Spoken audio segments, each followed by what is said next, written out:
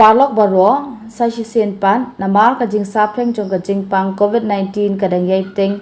hakari ba ka perthai shi tulup bat khnang ban la ban te la kam ya ka jing pur ba ka jing ebet jong u hangni ka district jong yi bat ha ka jila baro ka wei ka district magistrate jong ka Ribhoi district nong po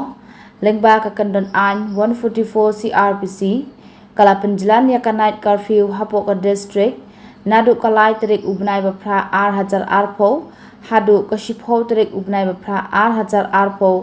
nadu kopor khandai biji min med hadu san biji min step man la kasgi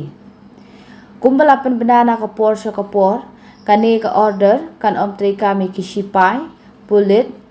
medical team kitnat trekam sarkar repair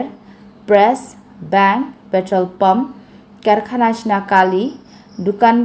marbam bat ki dukan tiar bala itu ki kalikit marbam ki kalikit dawai tiar hospital pharmacy bat kinong tre sarkar shushu ka district magistrate lengba ka te ka kandon an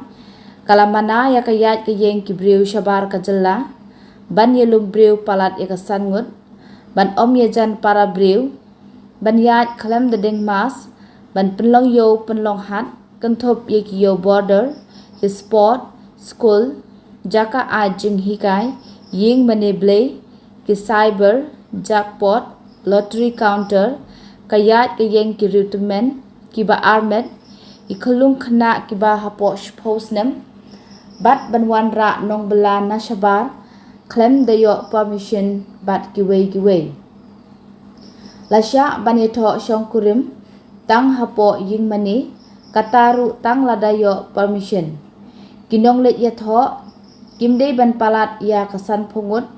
bat on sha ya ka khawai dawai ne reception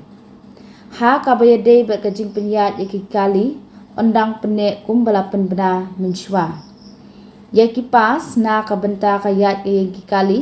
hapdeng ka por san beje min step hadu kandai beje min me jong ka lai terik hadu ka shipho terik ubnai bapra R1000 arpo la banyo haka www.ribhoi.gov.in kumta sashisien pat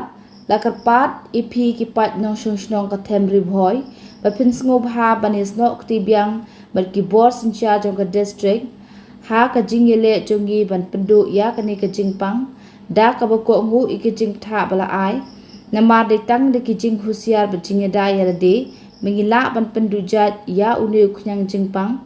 khnang panginlong ki bakot bakya bat ki ba em parum pare khublei shibun